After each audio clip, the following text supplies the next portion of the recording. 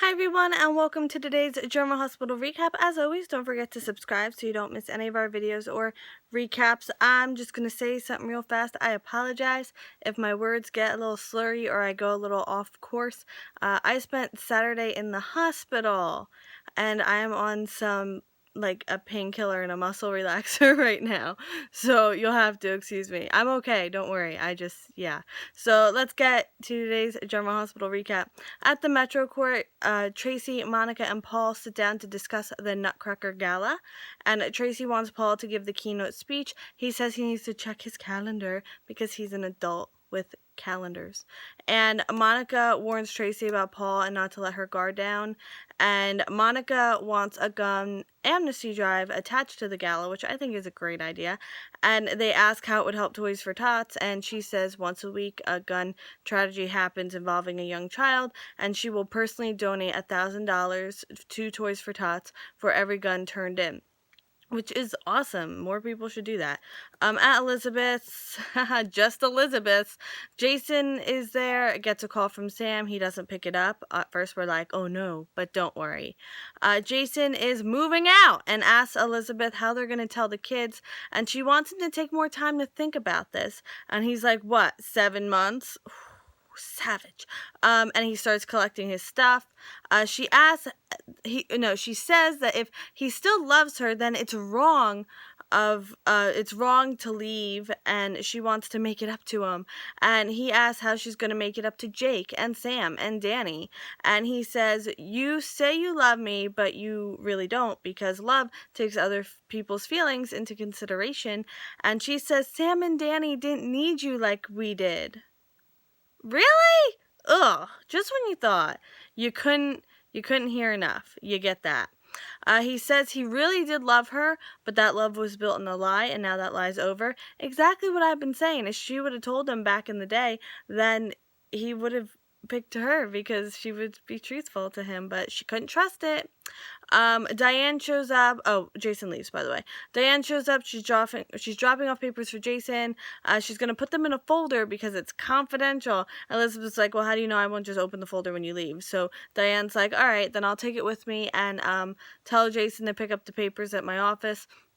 And she asks if it's his divorce papers from Sam, and Diane's like, well, it's confidential. And then Elizabeth picks a fight with Diane, because I think she just needs to get it out of her system. And she mentions how Diane never doesn't approve of him being with her, and just goes on and on and on. At the floating rib, Nicholas sees Hayden with Curtis. They're talking plainly, and Nick crashes their table. Hayden covers and says Curtis is an interior designer, and she wanted to redo ELQ. And it's a great cover, and Curtis is awesome and totally goes along with it. Nick doesn't buy it and asks who he really is. Hayden gives a pretty heartless response about how, like, yeah, I may be cutting jobs, and decorating, but cutting jobs lasts longer, and decorating's a one-time thing. Yeah. He tells her that Liz's worst fears have been realized, and that Elizabeth told Jason everything, and that Jason knows Nick knew, and probably Hayden. Hayden's concerned if they did anything illegal, and she doesn't want any legal trouble. Jason shows up. He confronts Nick, and Nicholas says that his family is better off without him, and Jason punches him because he's awesome. At the police station, Dante tells Jordan about signing the separation papers. Jordan doesn't lecture Dante. She's pro move on and let go.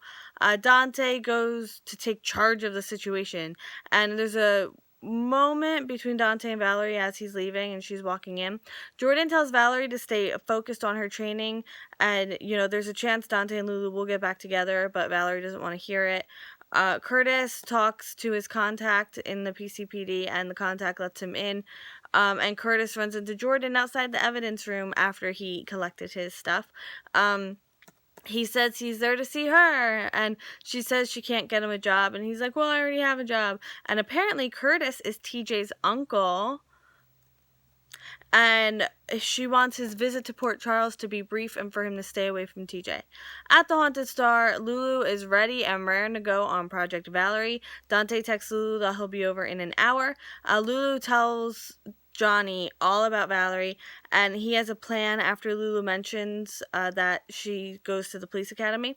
Lulu gives Johnny Dante's password to get further into the police academy website, and she talks about their wedding and how it was so amazing. He accesses all the schedules. He heads out to make his move. He won't tell her because of plausible deniability. Dante shows up. He wants to tell her something, even though it'll make her hate him, and she wants him to leave. He tells her he left Rocco with Valerie. She's like, all right. And he sees from her reaction, and he's like, my mom already told you, didn't she? And she's like, yeah. And she tells him it wasn't worth making a scene over. Like, it wasn't worth it to go over there and get all upset because he's not worth it. She's used to his bad behavior by now. She says getting mad doesn't solve the problem, but taking action does. Yeah, buddy. On the road, Valerie's car dies. And now, end scene. Curtis has the gun. We are in business. Bar fight, really bad fight. And Jason tells Nicholas that he's coming for him. Elizabeth is heartbroken and cries over a shirt that she gave Jason as a present. Dante tells Lulu he won't let Rocco stay with Valerie without her knowing. He says Rocco was comfortable with her, and that just sets Lulu off, like the look she gave him, if looks could kill, right? And she wants him out. And Johnny asks Valerie if he can help with her car trouble. Love it! I'm living for this right now. Thank you so much for watching today's video. If you liked it, please give it a thumbs up.